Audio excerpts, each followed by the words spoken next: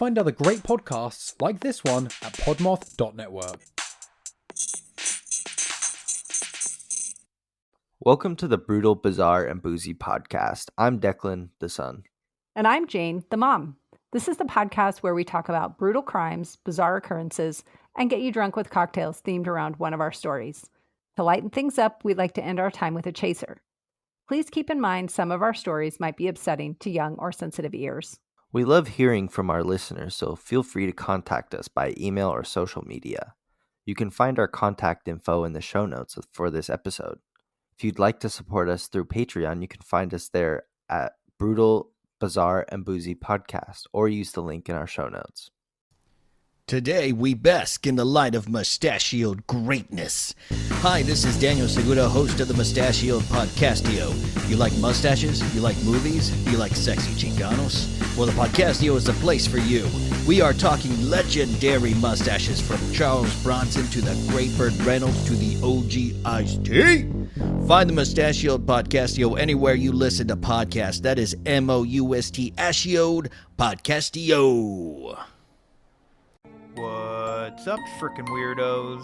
My name is Kevin, and I'm the host of Where the Weird Ones Are podcast. This is a conversational podcast based on guest experiences and encounters with paranormal, cryptids, aliens, spirituality, mental health, as well as conspiracies. If these topics interest you, you can find me on Amazon Music, Apple Podcasts, Spotify, iHeartRadio, as well as YouTube and Rumble.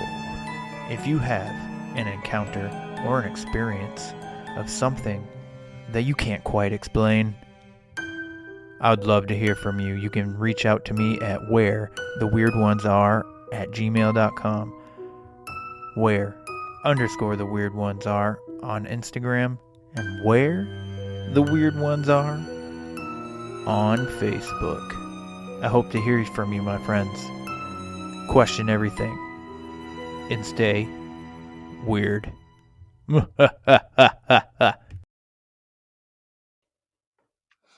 Welcome back, everybody. Thanks for joining us again this week for another brutal and bizarre story. What are you going to do about today, Mom? I am going to be telling you about some haunted hotels. Ooh. Yeah. My story is it's definitely brutal, but it's also kind of bizarre. Okay, cool. I'm going to be talking about Otto Warmbier. Oh, I saw that name recently. Where did I see that story name? as soon as I start talking about it. Yeah, I saw that name recently. I don't remember what context, though. So, to go with this story, I have the Supreme cocktail, and you'll see why it ties in here in a second. Okay. And it's 2 ounces of apple brandy, half ounce of lemon or lime juice, quarter ounce of orgeat, and a dash of real pomegranate grenadine. Let's give this a try. It sounds good. Okay. All right. It's pretty tasty. Yeah. I don't hate it. It's got the orgeat gives it a nice little sweetness, and the lemon and lime. It's more of a on the sweeter side because brandy's already pretty sweet. But right, yeah, it's definitely sweet. But I like the sweet drinks, and I like a little bit of especially fruity sweet drinks are my jam. Yeah.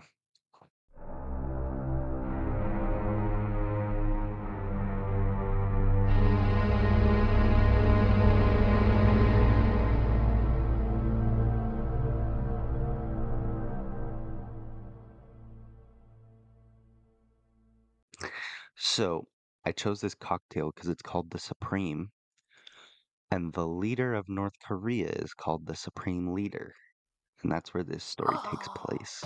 Okay, I know. Yeah. All right. Yeah. It's so Yeah. funny because I saw this story and started looking into it, and I had other stuff that it was like in my of, oh, maybe that would be interesting, and then I found something else. So Yeah, it's a good weird thing. story. Yeah. Definitely sad. So, It's so sad. yeah. Otto was born in Cincinnati, Ohio on December 12th, 1994 to parents Cynthia and Fred. Otto was the oldest of three Warmbier children and graduated from Wyoming High School in 2013 as salutatorian. After graduation, he attended University of Virginia, where he double majored in commerce and economics, and even studied abroad at the London School of Economics. During his time in college, he traveled to several different countries, including Israel, Europe, Cuba, and Ecuador. Otto signed up for a study abroad program in Hong Kong, and while he was visiting, he got the idea to visit North Korea. Otto found a guided tour bus of North Korea called Young Pioneer Tours, whose slogan was "Destinations your mother would rather you stay away from." 100%. Yeah, yeah. Nobody, people don't say good travel things about North Korea. North Korea. No. Yeah, No. yeah. There's like a bunch of weird things there too, like It's bad stuff uh, happens there.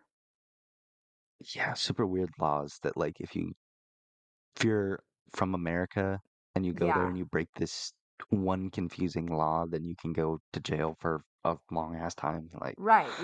You are fucked. yeah. I'm not going there So, for a vacation. No. no. The company advertised that the trip was safe for Americans, and Otto was curious about the lives and culture of North Koreans. So it seemed like the perfect use of his time off for New Year's, Okay. because China really goes all out for New Year, and Mm-hmm. since he was studying abroad there, I'm sure he got a bunch of time off and stuff. On December 29th, 2015, Otto hopped on a plane with 10 other U.S. citizens heading into North Korea. Otto and the 10 other members toured the country and spent New Year's Day in Kim Il Sung Square in Pyongyang. And I think that's the one that has all the statues of the leader. And if, like, you're Mm. only allowed to film that there, and if you're caught, like, not filming it, you get in trouble. It's super weird over there. Yeah. Oh, I I don't don't know if like that's the it. same square I'm thinking of, but I know it's in Pyongyang that, like, it's like tons of statues of all the Korean leaders. Okay. Otto and the Oh, I just said that. So once they were done at the square, they headed to the Yangato International Hotel, where some beginning burning the midnight oil. That means they went to the bar and Right. drank. Right. uh, Although in Korea, you really got to be careful about burning anything, I think, because you don't want to yeah, get in trouble. Obviously, that's why everything we're telling seemed the normal. story. Yeah, everything seemed normal until Otto tried to leave the country. While waiting to board the plane, two police officers approached Otto, tapped him on the shoulder, and ordered him to follow them. The rest of the group boarded the plane without Otto, and several officers entered the plane before departure and announced that Otto had become ill and would be staying for medical attention, Oh, which is super fishy. right. Police don't escort you for being sick. No. Yeah. Several days later, Korean Central News Agency announced that Otto was arrested for a hostile act against the state and refused to elaborate until 6 weeks later when Otto spoke at a press conference. On February 29, 2016, Otto was seen reading from a prepared statement admitting to stealing a propaganda poster from a staff-only room in the hotel. The poster featured a picture of North Korea's leader and words saying, "Let's arm ourselves strongly with Kim Jong-il's patriotism." This is considered a major offense in North Korea to steal or damage property with the leader's name or image. His Oh, confession jeez. also added that his plan was to steal the poster for the Methodist Church and the Z Society, which they claim are both intertwined with the CIA. Okay. First of all, so Otto was Jewish, so he wouldn't Oh, go to a Methodist church. you wouldn't think so. Secondly, the Z Society is like, it's like a Skull and Bones-esque thing at Virginia, the University of Virginia that he goes to. And he wasn't involved in that either. Oh. So they just made this shit up and made him confess Oh. this shit. I don't like it. Yeah. Mm-mm. On March 16, 2016, Otto was tried and convicted of subversion.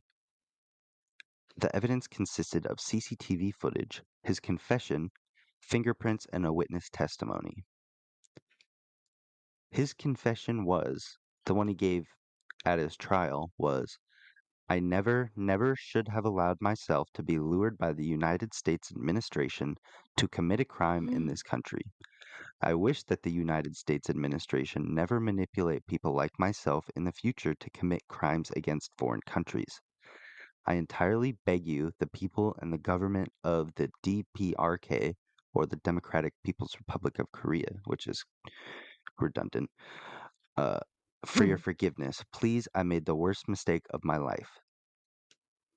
That was his Oh. confession. That sounds Yeah. completely scripted. Yes, and 100% made up. Yeah. The court held that he had committed a crime pursuant to the U.S. government's hostile policy towards North Korea in a bid to impair the unity of its people after entering it as a tourist. Otto was sentenced to 16 years of hard labor. Jesus.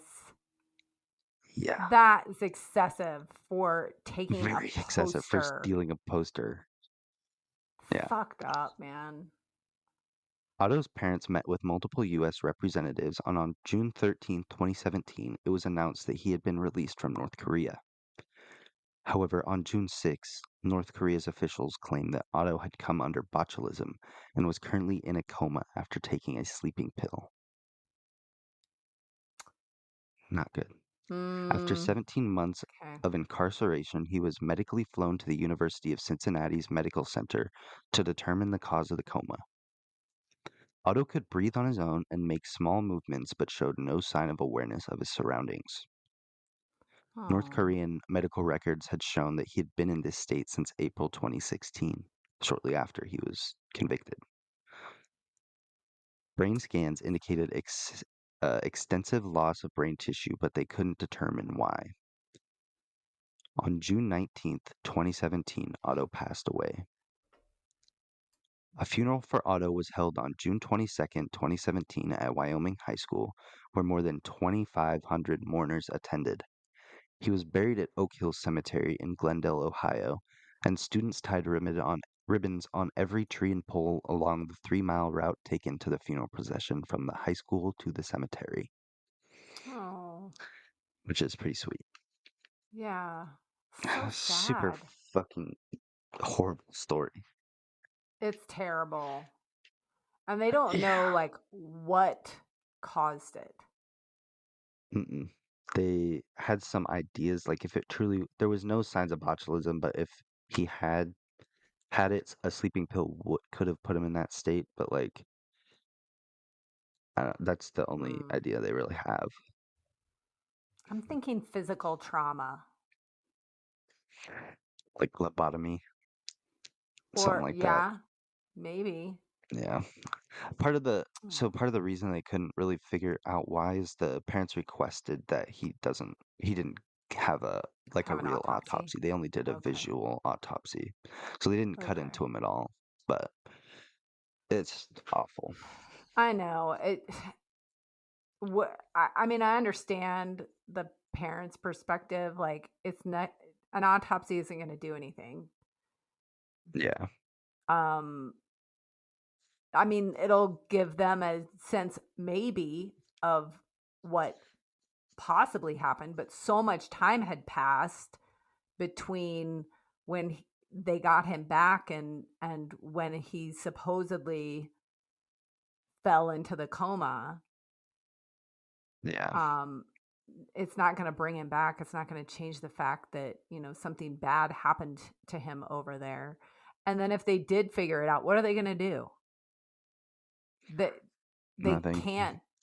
It's not like they're going to sue the North Korean government. I don't think Yeah. that's going to go over well. Nope. Nothing will Oh, happen from that. It's just awful. right. It's very sad Yeah. and brutal. Yes. So let's talk about something bizarre.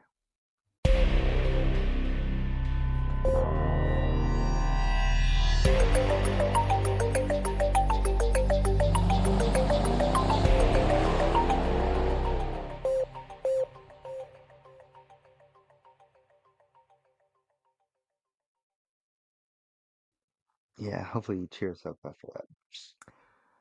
Well, I don't know if it's cheery, but it's not depressing.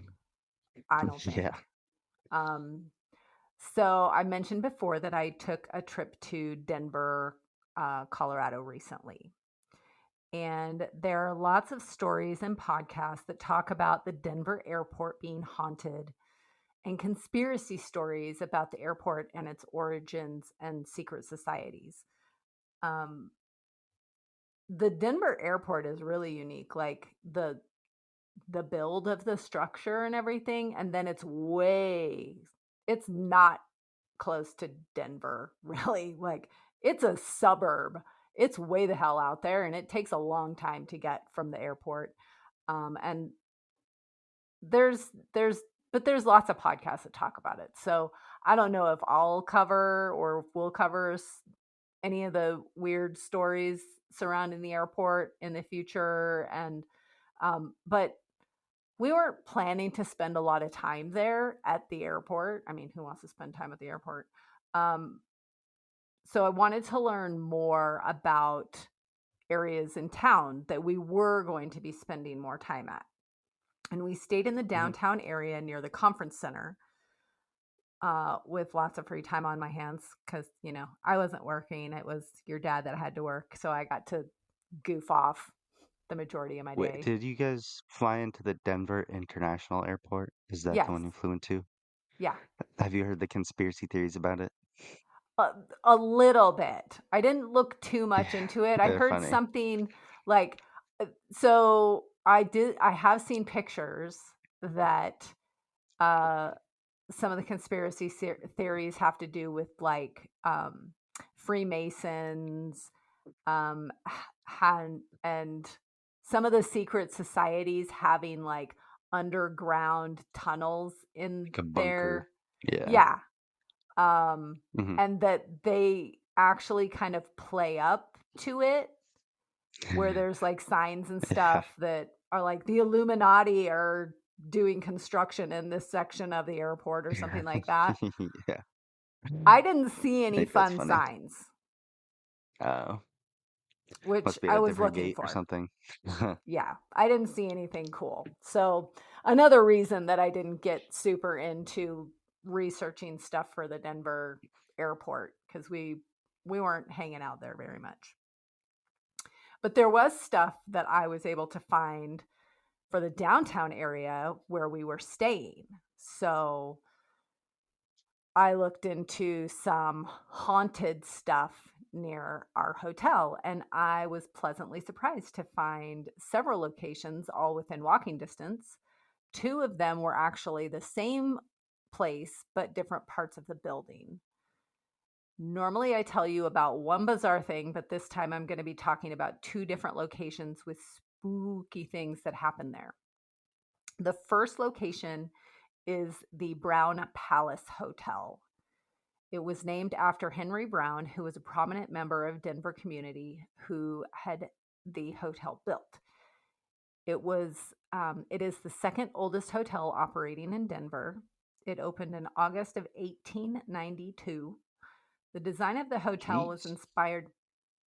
The design of the hotel was inspired by the Italian Renaissance style, with Colorado red granite and Arizona sandstone on the exterior. And I took some pictures of our little trip to the hotel, so I'll have those included in our Instagram posts. So you can kind of take a look. I mean, there's much better photos, but these were my photos, so I thought it was fun. Also on the exterior of the hotel on the 7th floor are 26 Colorado animals carved in stone. The inside of the hotel is designed with an open atrium that is surrounded by rooms going upwards on 8 levels. Each floor has balconies facing the atrium with ornate cast iron grillwork panels. Oddly enough, 2 of the iron panels are upside down. Nobody knows if that was done intentionally or if it was done on accident and they just never fixed it, but they're upside down.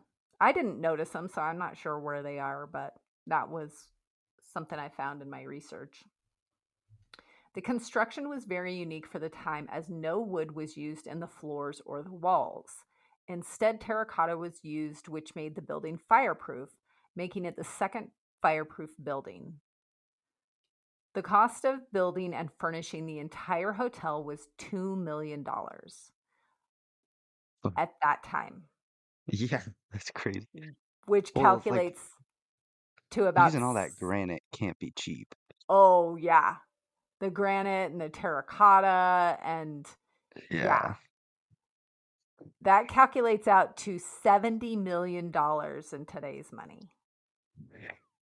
That's a lot of money for a hotel. It is, but I'm thinking that that's not unusual. Like, I bet you hotels today cost about that much. But I don't know.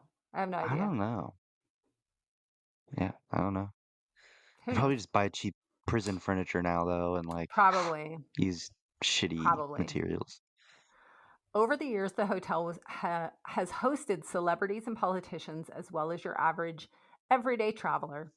But it wasn't only used for temporary stays. In fact, one of the residents kept it as her permanent home for 15 years. Louise Hill lived at the Brown Palace in one of the upper floor apartments, room 904.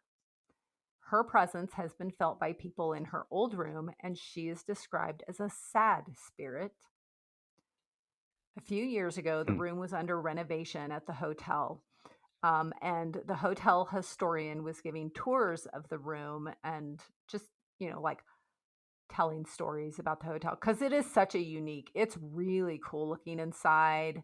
I didn't get to see in any of the rooms, but I would like to have because it's such a cool looking building and architecture and stuff. So the hotel historian is giving tours and they go into the room where Louise stayed. And she's telling stories about Louise and different stories about things that happened at the hotel. The front desk started receiving phone calls from the room, but there was only static on the line.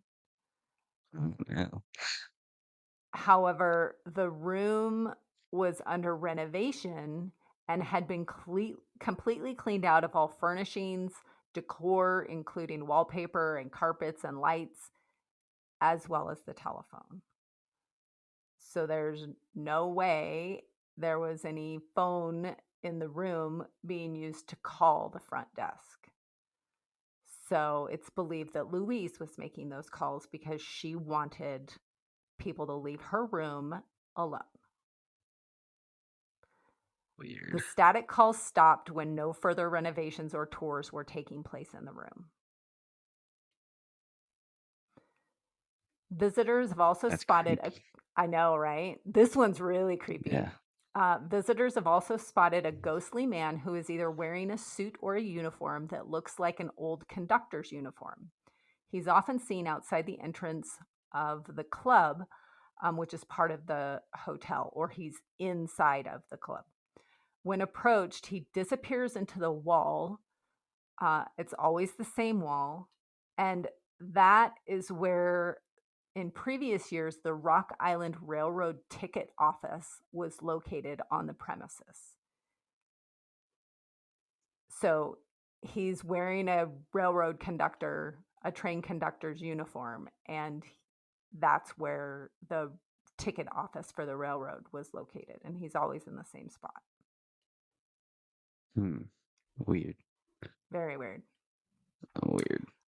A typical report of other haunted places has been reported here, and that's the lights being turned off and on without explanation. A very strange occurrence is centered on the carpet. And this would probably, I think it would be cool to go visit a hotel and stay in a haunted hotel. Like, part of me goes, yeah, what's going to happen is we're going to see some weird stuff. But the carpet thing, so several people have described seeing the carpet move as if something is alive underneath it. Oh no. Yeah. Maybe it's just a mouse. Hopefully it's just a mouse. Well, and see, that's the thing. Like, I would prefer it to be a haunting thing, but I think my logical brain would go, no, there's bugs underneath that carpet, and they're so big that I can see them running around. And that would gross me out way more than seeing a ghost. Yeah. Yeah. The hotel's dining room previously provided live entertainment during dining hours, often with big bands and orchestras. One night, an employee heard music coming from the dining room, but it was supposed to be empty. When he entered, he saw several musicians setting up. He told them that they weren't supposed to be there, and they answered that it was okay because they lived there. Yep. Other people have seen a ghostly waiter in the elevator and ghostly children playing in the hallways. And a crying baby has been reportedly heard in the boiler room. So That's scary. yeah, a baby in the boiler Boiler room. rooms are creepy enough. Yeah, but then if you hear a baby crying, then you got to start thinking about why Ugh. was there a baby there, and I don't want to think about that. So that's the Brown Palace, and now I'm going to tell you about the second location, the Oxford Hotel. This hotel is across the street from Union Station, the Denver train station. The Oxford Hotel opened in 1891, and it is the oldest hotel in Denver, being opened a year before the Brown Palace. The same architect completed both locations. Over the decades, the hotel saw continued growth, going through several renovations, updates, and expansions. One of the additions occurred in the 1930s, and that was the addition of the hotel cocktail lounge called the Cruise Room. The Cruise Room contains many hand-carved art panels on the walls throughout the room. Each panel represents a different country like Spain, China, or Japan, and Ireland, just to name a few. The Cruise Room opened the day after Prohibition was repealed. So my guess is it was there all along. It was a speakeasy, and then when Prohibition was lifted, they were like, okay, now we can say that we're open. In the 1950s, many of the older buildings and hotels in the area were demolished, but the Oxford survived. In the late 1970s and early 80s, the hotel was closed for some major renovations and restorations. It reopened in 1983, and then in the early 2000s, another set of renovations were completed to return some of the old grace and beauty of the hotel. Currently, the hotel lobby boasts intricate iron and tile work displaying a simple OH monogram for the Oxford Hotel. It's really cool. Going into this hotel really does feel like you're going back in time. Like, from the outside, it looks old school, and then you walk in and it's just like it's really funky and cool with all of the ironwork and the tile and the front desk, and it's a neat looking hotel. We had to go check it out. Sounds cool. Yeah, I got a couple of pictures from here too. Many guests have experienced ghosts from former times as well. In room 320, legend says that a murder took place there. The ghost appears as a woman in the room, and several people have spotted the face of a woman in pictures that they've taken inside the room. Sources differ slightly on why the woman is there, though. Some say she was murdered by her husband when he caught her with a lover, but others say the opposite happened, that she caught her husband with a lover, killed him, and then took her own life. People who stay in the room report the water and lights turning off and on for no reason. The room is particularly disturbing to men who stay in the room by themselves. They report being grabbed on their arms by unseen hands and their covers getting ripped off of the bed. I'm good. Right. Because of all these stories, the hotel makes an effort to not put solo men travelers in that room. We walked crazy. past the room and I got a couple pictures of the outside door, to the hallway. We didn't like hang out there, but I didn't really notice anything. I didn't hear anything. I also didn't want to look like a weirdo just standing outside of a hotel Yeah. because it's an old hotel, so you have access to the corridors, and we just climbed the stairs up it, and it was fine. Hmm. It's That's cool. definitely an older looking hotel. Some visitors of the hotel report hearing strange sounds like wood breaking in other areas of the building, while others feel like they are being watched and that someone is following them when no one is there. Not a feeling I would like. The other most often reported ghost encounters occurs in the lounge, the cruise room.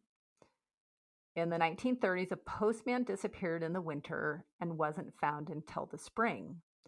All of his mail was still with him when he was found. In the cruise room, a man dressed in an old-style postal uniform appears at the bar and orders a beer. He often talks about needing to get his parcels to the children for Christmas while he's drinking his beer. When he leaves, the beer is still full, even though he was seen drinking it. Weird. Yeah. We went to the bar. It is super cool. It is really neat looking. The panels on the wall, the colors. They have like the whole room is got like a red light throughout the entire like wall system. So it's like a pink room. And so I asked our waitress if she had had any ghosty encounters, and she said that she'd never seen the postman, but she has found a full glass of beer sitting on the bar and no one was near it. And there was no explanation like why it was there. She was like, full glass of beer. Maybe the bartenders just do that on purpose. Maybe their bartender's just fucking with her. Yeah. That would be kind of fun. So those are my fun little ghosty experiences. That's cool. Yeah. Cool that you got to like go and see them too in person. Yeah. It was really nice. It was fun. I got to do that more often. Like when we go places, go check out Haunted ghosty, stuff. haunted shit. Yeah. Yeah. Although if I thought about it, maybe you and I need to go stay at a haunted hotel. Yeah. No. I don't know about that. No. There's one kind of close by. I want to go to it, but no one wants to go with me, so I might have to go by myself. The one in Chamont Yeah. that we heard about? Yeah. Yeah. I know. I'm weird. Yeah, I'm good. Okay. Well, if we have any local listeners out there who want to go spend the night in a like haunted hotel with me, get a hold of me. Maybe it would be fun. A little road trip. Yeah.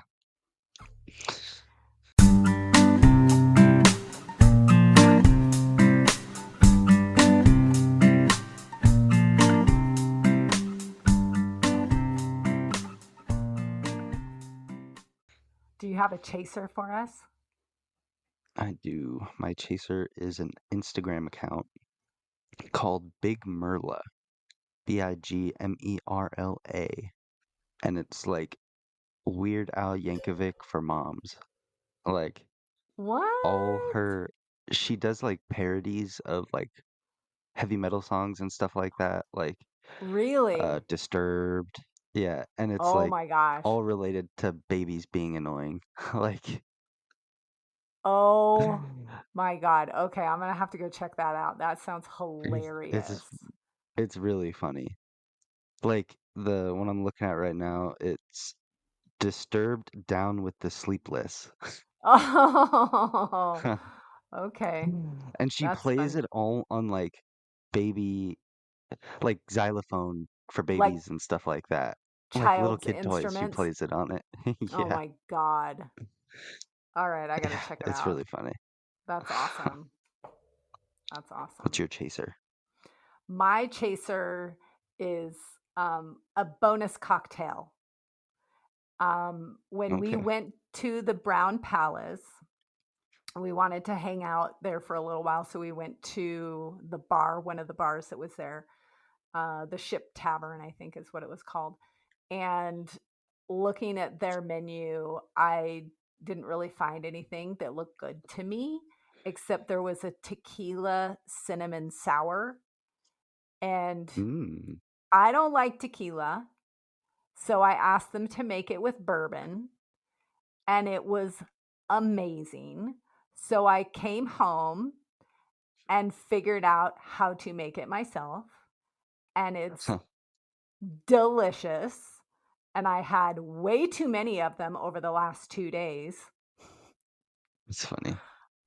But so I'll give you the recipe. It is you make cinnamon simple syrup by taking equal parts sugar and water, just like you do a regular simple syrup, but you bring it to a boil to liquefy the sugar with cinnamon sticks, and then you let it sit and steep for at least 30 minutes, but I let mine steep for hours. And then you take the cinnamon sticks out and you do 2 ounces of bourbon with 1 ounce of the cinnamon simple syrup and 3/4 of an ounce of lemon juice. Shake it all together, Mm. pour it over ice. It's amazing. And if you want to, you can also sprinkle a little bit of ground cinnamon on top. And I made it for your dad, and he fell in love with it and then decided he had to do his own take on it because he always has to try and one up all of my stuff. So he put Hmm. um, whipped cream on top, which he loved. And then he took another one and turned it into a hot drink and then put whipped cream on top. And so this drink is good, hot or cold, with whipped cream or Mm. without. I actually preferred it without the whipped cream, with just a sprinkle of cinnamon on top.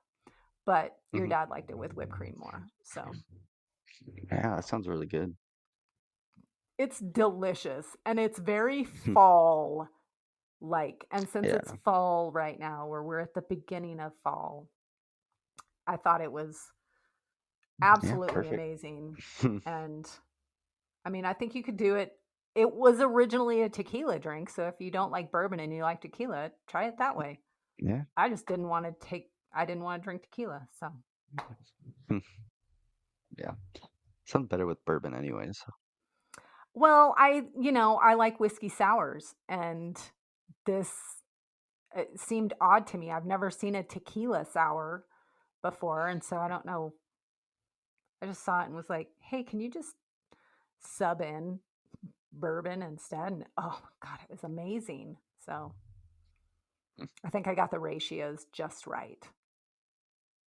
Nice. Yeah. Well, I think that wraps it up for today. Thanks for Yeah. listening, everybody. And if you want to Yeah, go love leave you, us a Mom. review, love you, bud. Bye. Hey, friends. Thank you for supporting our podcast. Please share our show with your brutal and bizarre friends. Give us a boozy follow on your favorite podcast platform. If you're feeling extra generous, we'd appreciate a 5-star rating or review as well. But maybe do that sober so all the letters are in the right place. You can find all our contact information in the show notes. We love hearing from you, and if you're interested in helping us stock the bar for our future boozy episodes, you can find our Patreon link in the show notes as well.